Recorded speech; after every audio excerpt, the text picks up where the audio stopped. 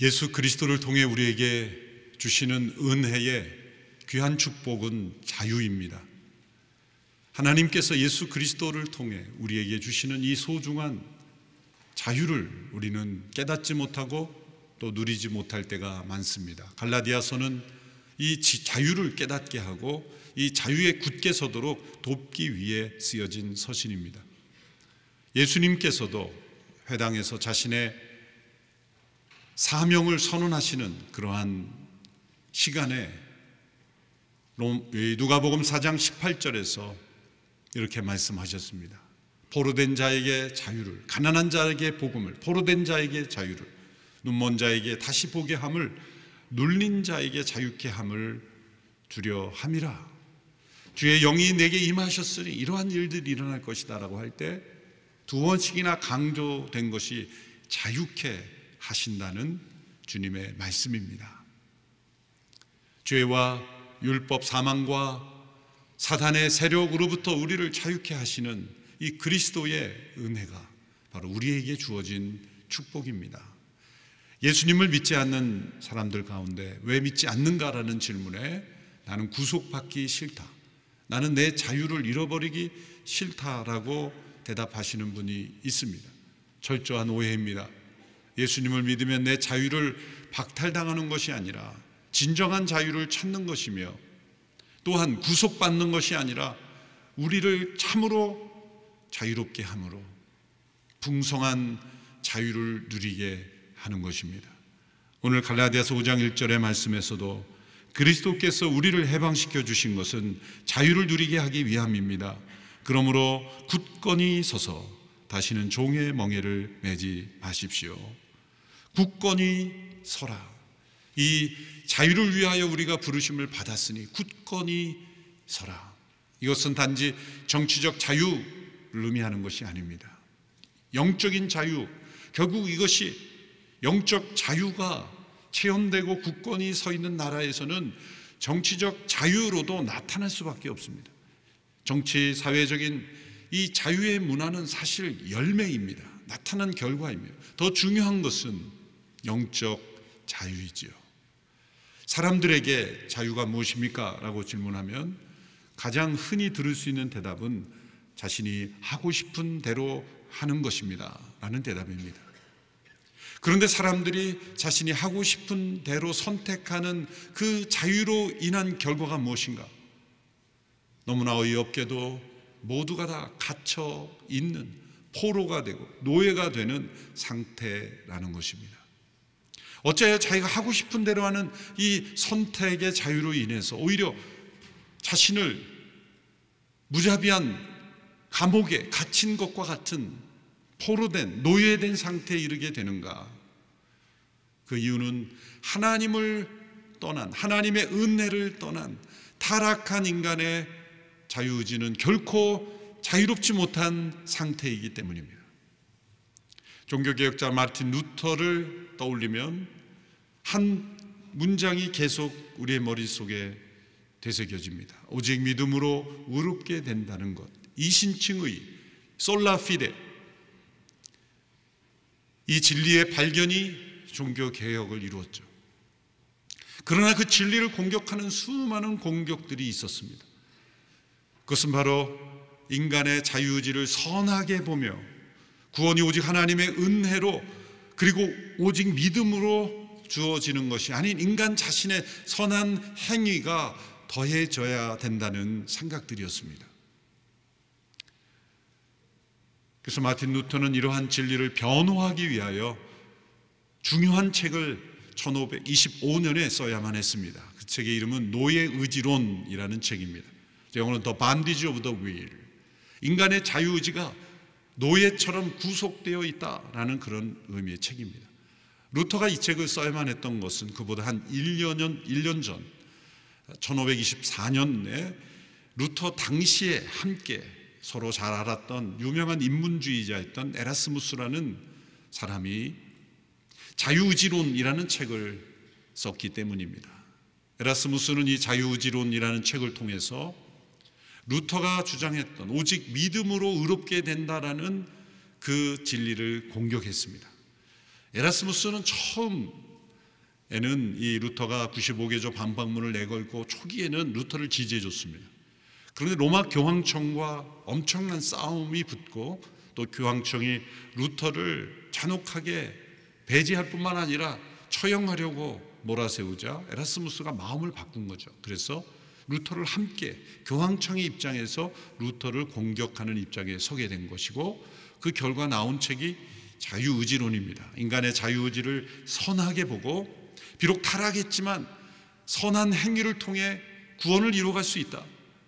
만일 인간의 자유의지가 설 땅이 없다면, 하나님의 주권이 있다면 인간의 자유의지는 설 땅이 없는 것이 아닌가, 그렇게 주장하며 오직 믿음으로 의롭게 된다는 것을 공격했습니다.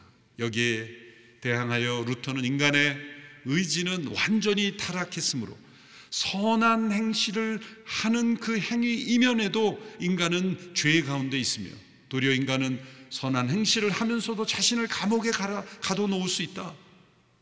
인간에게서 나는 모든 것은 완전히 부패한 것이므로 오직 하나님의 은혜로 외부로부터 우리 가운데 은혜가 와야 하며, 또한 우리에게 그 은혜를 받는 믿음조차도 하나님께서 약속을 통해 새롭게 형성해 줘야 한다. 오직 은혜, 오직 믿음, 솔라 그라치아, 솔라 피데라는 진리를 루터는 변호하기 위해서 이 노예의지론이라는 책을 써야만 했던 것입니다. 그래서 1524년, 1525년 이 두 해 동안에 이 두 사람 간의 극렬한 이 자유의지를 가진 논쟁이 역사상 이루어졌습니다. 그러나 이런 논쟁은 사실 이때만 있었던 것이 아니라 1100몇 년 전에 이미 초대교회 당시에 성 어거스틴의 주장에 대하여 펠라기우스라는 사람이 에라스무스랑 똑같은 주장을 해서 이미 논쟁이 있어요. 그 당시의 논쟁은 그렇게 이 종교개혁 시대만큼은 알려져 있지 않지만 동일한 주장이 이미 있었어요. 그리고 그러한 주장은 오늘날에도 있어요.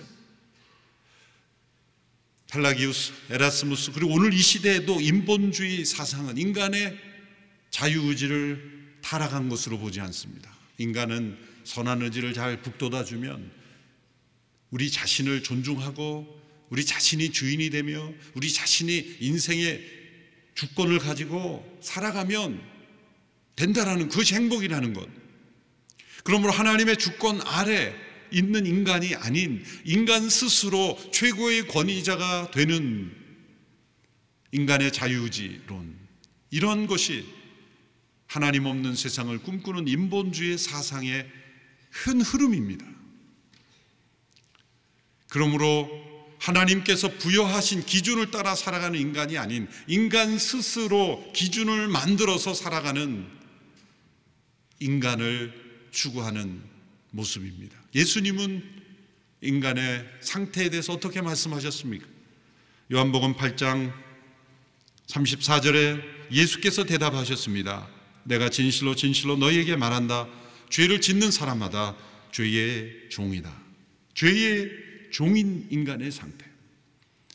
그것은 마틴 루터가 노예 의지론을 썼던, 인간의 자유의지는 반드시 이 노예의 구속 상태에 있다라고 얘기한 것과 성 어거스틴이 주장하는 것, 그것이 다 성경적인 견해인 것이죠.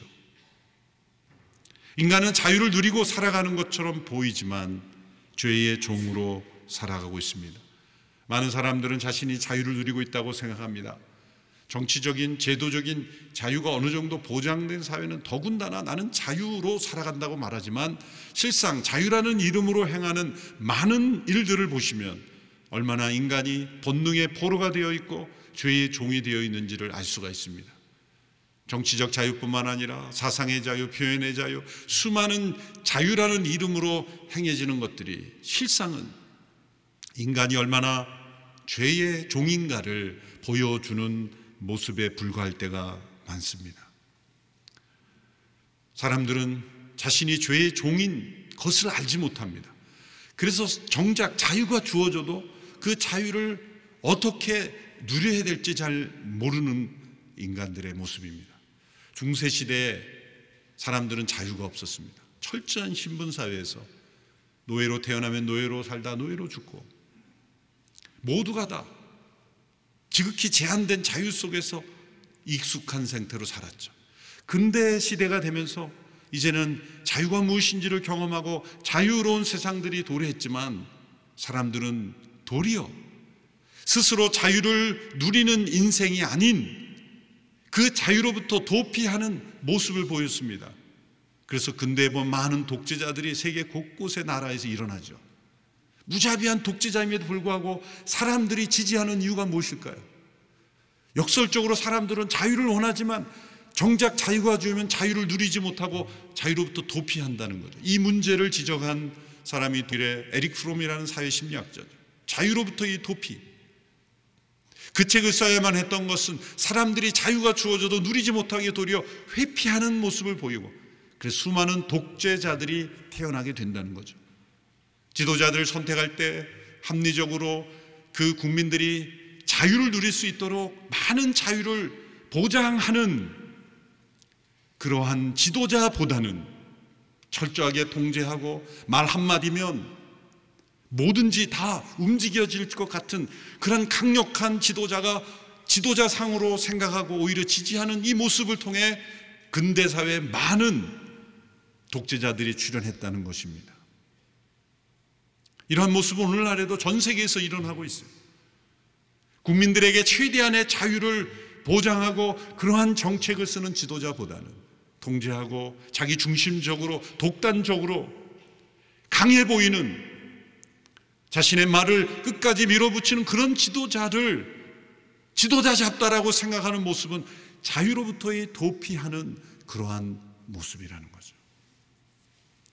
저도 리더로서 여러 사회를 경험할 때, 군 생활할 때, 제가 소대장 생활을 할 때, 제가 신학대학원을 재학 중에 갔기 때문에 제가 앞으로 목사가 될 사람이라는 걸 다 소대원들이 아니까, 또 예배도 따로 있나, 최대한의 자유를 존중하면서 했더니 엉망이 되는 거예요.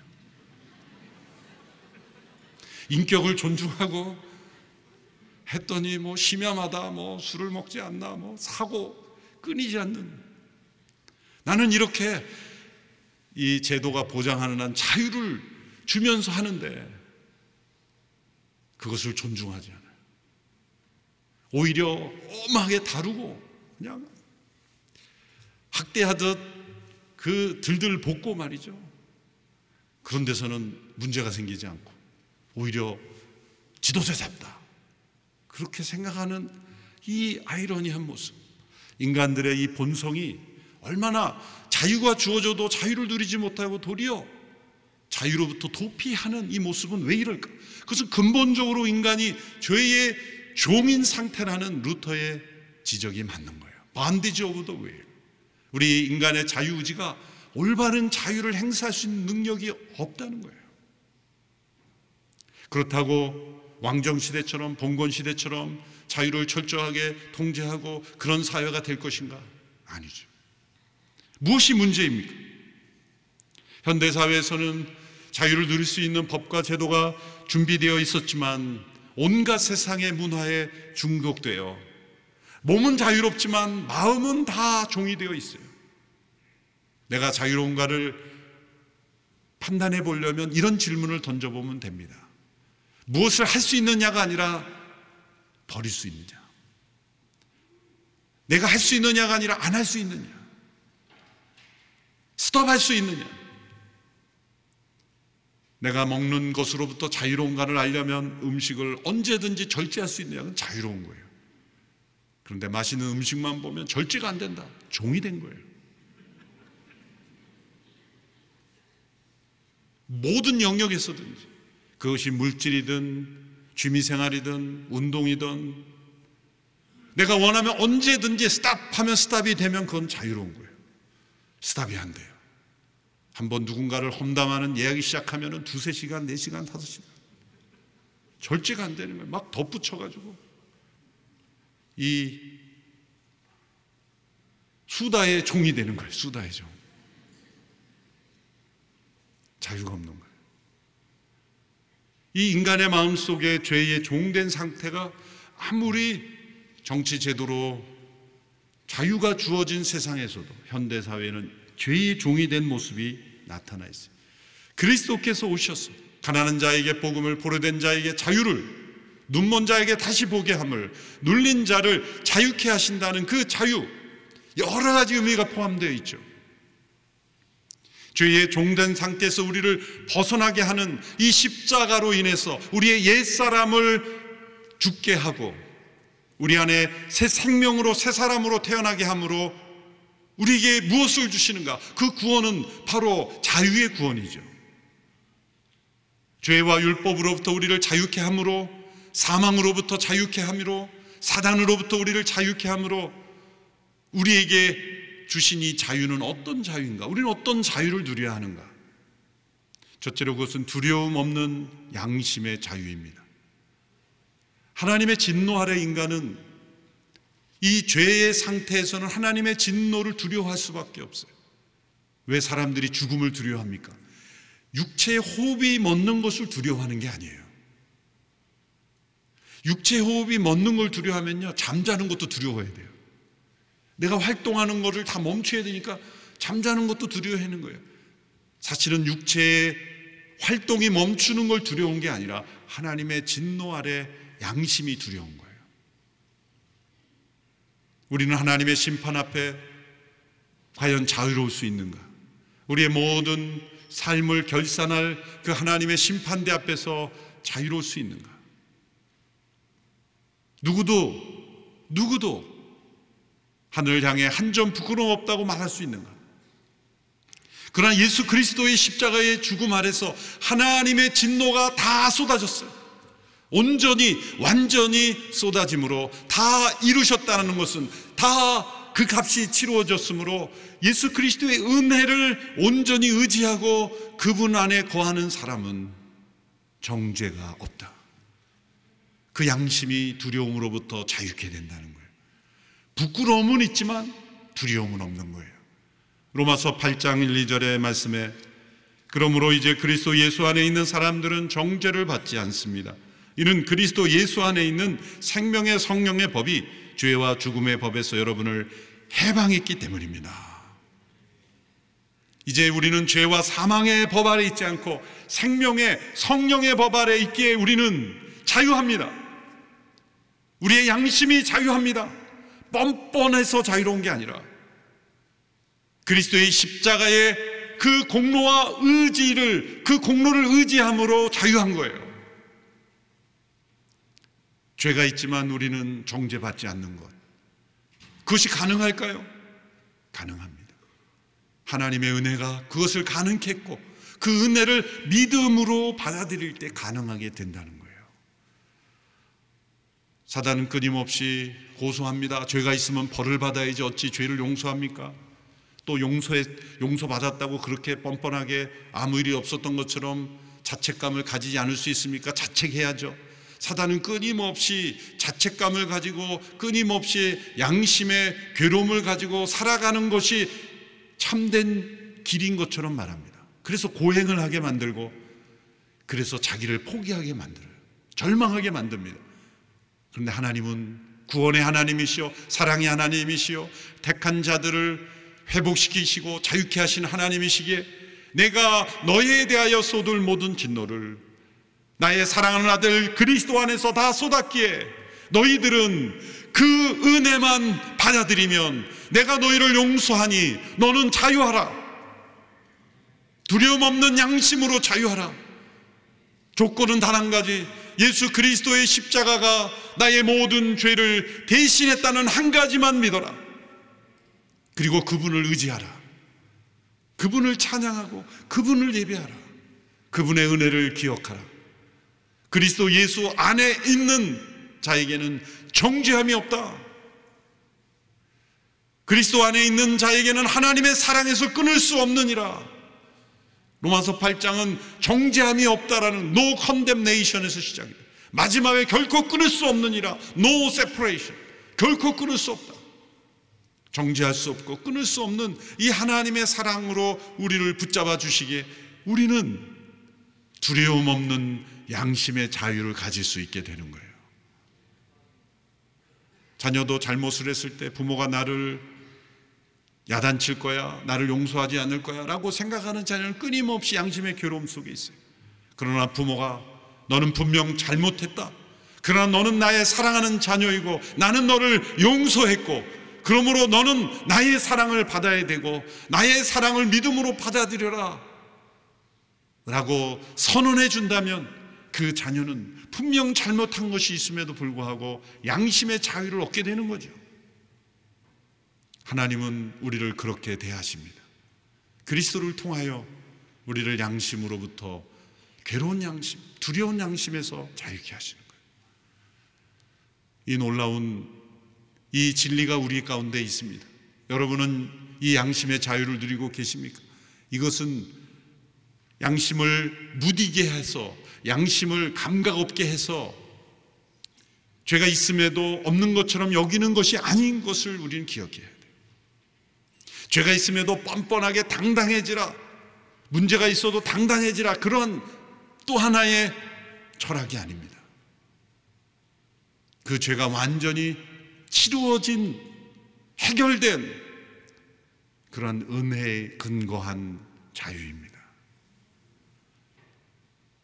두 번째 우리에게 허락된 자유는 즐겁게 순종하는 자유입니다. 하나님께 순종하는 것이 어떻게 우리의 자유일 수 있습니까? 사람들은 저항을 합니다. 하나님이 주권적으로 나에게 부여한 그 질서를 따르는 것이 어떻게 자유일 수 있습니까? 그건 자유가 아닙니다.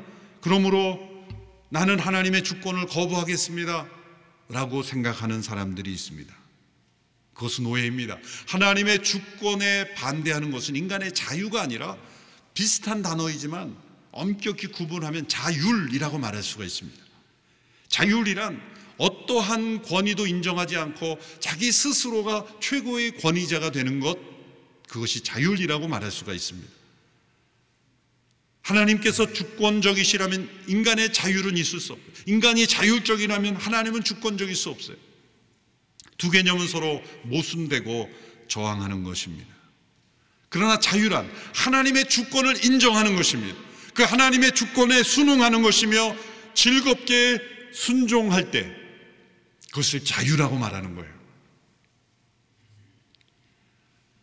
인간에게 주어진 근본적인 자유란 하나님의 주권을 거부하는 자율이 아닙니다. 하나님의 주권, 곧 하나님의 창조한 질서 그대로 받아들이며 순응하며 그 목적대로 순종하는 것, 이것이 자유입니다. 사람들이 자유라고 할 때 어떤 제한도 없고 내가 순응해야 될, 받아들여야 될 어떤 제한이나 주어진 질서가 없는 것을 자유라고 생각하는데 그것이 근본적으로 착각, 이건 자유가 아니라 자유를 선언하는 거예요. 오늘 이 시대에 전 세계를 휩쓰는 포스트 모던 시대의 핵심의 단어는 자율입니다. 그것은 하나님의 주권을 거부하는, 인간 스스로 하나님이 되며 스스로의 주권을 세우려고 하는 노력들이에요. 세 가지 단어가 가장 핵심적이죠. no를 붙여, no rules, 룰이 없다. 인간이 따라야 될 룰을 인간 스스로 만드는 거다. no givens, 주어진 게 없다. no limit, 인간에게 주어진 어떤 한계는 없다. 하고 싶은 대로 하면 된다. 그래서 사회적 성을 만들고자 하는 거예요. 근본적으로는 창조를 부인해요. 하나님이 창조하신 존재라는 것만 거부하면 인간은 스스로 자율적인 존재가 되기 때문이에요. 창조된 존재가 아니라 자연 속에 우연히 만들어진 어떠한 관계를 통해서 발전된 거다라고 할 때 인간에게 자율이 넘어오거든요. 인간에게 권위가 넘어오거든요. 하나님이 창조된 존재라고 할 때는 그 창조자의 권위 아래 들어가게 되니까 그걸 거부해서 창조의 개념을 거부하고 그 창조 질서를 거부하는 거예요. 남자와 여자로 창조된 그 주어진 질서를 넘어가고자 하는 자유를 선언하는 거예요. 그래서 소셜 젠더 운동이 일어나는 거예요. 성을 스스로 규정하고자 하는 거죠. 다 자유를 주장하는 거예요. 그러나 여러분, 진정한 자유를 말할 수 있는 분은 오직 한 분밖에 없습니다. 하나님. 하나님 그분만 진정한 자유자시며 자유를 누릴 수 있는 분이에요. 하나님께서 모세에게 자신의 이름을 이렇게 말씀하셨어요. 나는 스스로 있는 자니라. I am that I am. 그것은 나는 나다라는 직역하면 그렇지만 나는 누구로부터도 자유로운 존재, 누구의 도움도 필요하지 않는, 누구도 의지하지 않는, 어떤 존재로부터 의지하지 않는, 스스로 존재할 수 있는, 그분은 전지전능해야만 가능한 것이고 모든 것으로부터 자유로울 수 있는 오직 한 분만이 자율적인 존재예요. 그분이 하나님이십니다. 그러나 인간은 자율적인 존재가 아니에요. 왜 그렇습니까? 햇빛이 없으면 인간은 살 수가 없어요. 땅에서 나는 그러한 식물이 없으면 먹을 수가 없습니다. 공기가 없으면 살 수 없습니다. 인간이 자율적인 존재 같지만 모든 것이 주어진 것으로 사는 거예요. 하늘에 비가 내리지 않으면 기근으로 메마릅니다. 저 땅속 깊은 곳에 물이 없으면 아무리 땅을 파도 먹을 것이 없습니다. 모든 것이 다 인간은 주어진 것으로 살아가는 인생임에도 자율적인 존재인 것처럼 착각하는 거죠. 인간은 하나님이 정한 질서 가운데 자유를 누리는 존재일 뿐입니다. 그것을 깨닫게 하기 위하여 에덴 동산의 아담과 하와에게 동산 중앙에 한 실과를 나무를 먹지 말라고 하신 거예요. 그 밖에는 임의로 다 먹을 수 있으며 모든 것을 그들의 뜻대로 개발하고 이름을 붙이고 그리고 발전시킬 수 있었어요. 단 한 가지의 금지 명령, 그 밖에 모든 것이 자유였어요. 그 자유가 자유되기 위해서는 그 금지된 명령 하나를 반드시 지켜야만 했던 거예요. 왜? 그 나무를 볼 때마다 우리를 창조하신 분이 계시고 우리의 주권자가 계시고 우리의 이 자유는 자율이 아니라 하나님의 주권 아래서의 자유라는 걸 깨닫게 하시기 위해서요. 어떤 분은 그렇게 늘 시비 걸죠. 아니 그 나무 열매 하나 뭐 그거 하나 먹었다고 그렇게 온 세상 사람들이 죄인이라고 그러시나. 하나님 너무 째째하신 게 아닌가. 그게 금사가냐 은사가냐.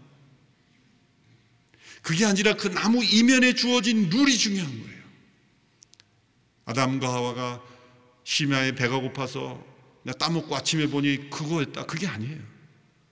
그건 우연히 실수가 아니라 의도적인 반역이었던 거예요.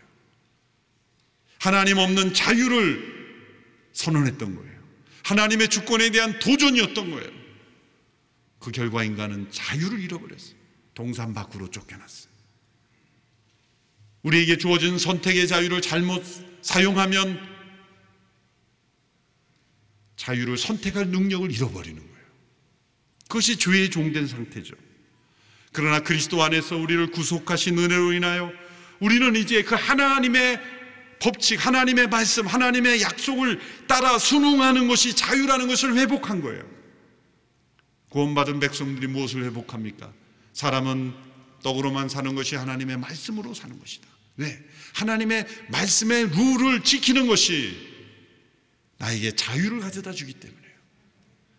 자유가 말씀을 지키는 게 자유를 뺏어가는 것이 아니라 말씀을 지키는 것이 나에게 자유를 가져다 준다는 것을 체험하는 것이 믿음의 삶입니다. 기업을 하는 사람들은 하나님의 말씀대로 정직하고 의롭게 말씀대로 사업을 했더니 하나님께서 많은 자유를 주시고 더 많은 것을 맡겨주시는 거예요. 하나님의 말씀의 그 룰을, 하나님의 창조 질서를 어기는 순간 자유를 잃어버리는 거예요. 자유를 잃어버리면 자연스럽지가 않아요. 우리가 하나님을 만나는 것도 율법적으로 해야 되기 때문에 하는 것이, 하고 싶어서 하는 거예요. 여러분, 식욕이 왕성한 건강한 사람은 음식을 왜 먹습니다? 먹고 싶어서 먹는 거예요. 먹고 싶은 욕구가 있기 때문에 먹는 거예요. 한참 자라는 10대 아이들이 음식을 열심히 왕성히 먹을 때 너는 왜 그렇게 음식을 열심히 먹니? 그러면 살기 위해 어쩔 수 없이 먹어야죠. 이렇게 대답하는 사람이 없을 거예요. 먹고 싶은 거예요. 그런데 병약한 환자들은 살기 위해 먹는, 어쩔 수 없이 먹는 거예요. 여러분, 이 차이를 구분할 수 있어요. 우리의 영적인 삶도 하나님의 말씀에 순종하고 기도하는 것, 하나님과 대화하기 싶어서, 말씀을 먹고 싶어서, 순종하고 싶어서 즐겁게 기쁘게 순종하는 것이 우리에게 자유를 가져다 준다는 거예요. 하나님의 주권을 인정하는 자유인으로 우리를 살도록 인도하셨다는 거예요. 그 주권을 거부하는 순간 우리는 자유를 잃어버려요. 즐겁게 순종하는 자유입니다. 셋째로 사랑으로 섬기는 자유입니다. 오늘 본문 13절에서 15절의 말씀을 같이 읽어보겠습니다. 시작. 형제들이여, 하나님은 여러분을 부르셔서 자유하게 하셨습니다. 그러나 그 자유를 육체의 만족을 위한 기회로 삼지 말고 도리어 사랑으로 서로 종노릇 하십시오. 왜냐하면 모든 율법이 내 이웃을 내 자신과 같이 사랑하라고 하신 한마디 말씀 안에서 완성되기 때문입니다. 그러나 만일 여러분이 서로 물어뜯고 삼키면 피차 멸망할 것이니 조심하십시오. 사랑으로 서로 종노릇하는 것, 이것이 자유의 방향이요 궁극적인 목적인 것입니다. 하나님께서 인간에게 왜 이 자유를 주시고 창조하셨습니까? 그것은 사랑으로, 하나님의 사랑으로 이 세상을 섬기는 종이 되라는 거예요. 세상 모든 것의 만물의 영장으로, 대리자로, 또한 주인으로 부르셨지만 그러나 또한 사랑으로 섬기는 종으로 부르신 거예요. 그래서 자유를 올바로 사용하느냐 사용하지 않는가는 이웃을 어떻게 대하는가, 사랑으로 섬기는가 아닌가를 보면 압니다. 사도 바울의 서신서에서 이 자유의 문제가 여러 번 등장합니다. 대표적으로 고린도 교회 가운데 우상에게 바쳐진 고기, 음식의 문제로 논쟁이 붙었습니다. 우상의 제물로 바쳐진 고기를 먹을 수 있느냐 없느냐. 어떤 사람은 믿음이 강해요, 먹을 수 있다라고 하고 먹었어요. 믿음이 약한 사람은 꺼림칙한 거예요. 그 고기에 그 귀신 붙어 있는 거 아닌가, 그래서 먹지 못했다는 거예요. 안 먹는 사람이 강한 사람이 아니라 먹는 사람이 강한 사람이에요. 바울도 나도 먹을 수 있다고 말했어요. 그런데 나는 먹을 수 있다, 자유하다. 그런데 만약 내가 먹는 것으로 인하여 믿음이 약한 누군가가 시험에 든다면 나는 먹지 않겠다. 그러므로 나의 자유를 어떻게 사용하는가는 이웃의 믿음을 세워주느냐 유익하게 하느냐에 초점을 두었다는 거예요. 그래서 이런 말씀을 남기죠. 모든 것이 가하나, 그러니까 모든 것이 자유하나 모든 것이 유익한 것이 아니다. 우리의 자유는 이웃의 유익을 위해 사용되어야 된다는 겁니다. 또 할례 문제를 가지고도 여러 논쟁이 있었죠. 그런데 바울이 행한 두 가지의 모순된 모습처럼 보이는 게 나타나요. 디모데에게는 할례를 행하라고 했고 디도에게는 행하지 말라고 그랬어요. 그래서 바울의 모든 서신을 연구하는 사람은 이걸 어떻게 해결해야 될 건가? 그럼 바울 자신의 고백을 통해서 들으면 됩니다. 디모데에게 할례를 행한 것은 믿음이 연약한 자들을 위한 배려였어요. 그들은 할례를 행함으로 의롭게 된다는 생각을 가진 자들이 아니었어요. 그러나 오랜 익숙한 그 익숙함 때문에 행하지 않으면 왠지 꺼림칙하고 또 그 공동체가 어려워질 것 같고 디모데의 입지가 약화될 것 같으니까 그냥 할례를 행하라, 문화적 차원에서 행하라는 거예요. 여러분, 교회 안에서도 오랫동안 익숙한 그 문화를 그냥 존중해서 하는 것들이 많죠. 그렇죠.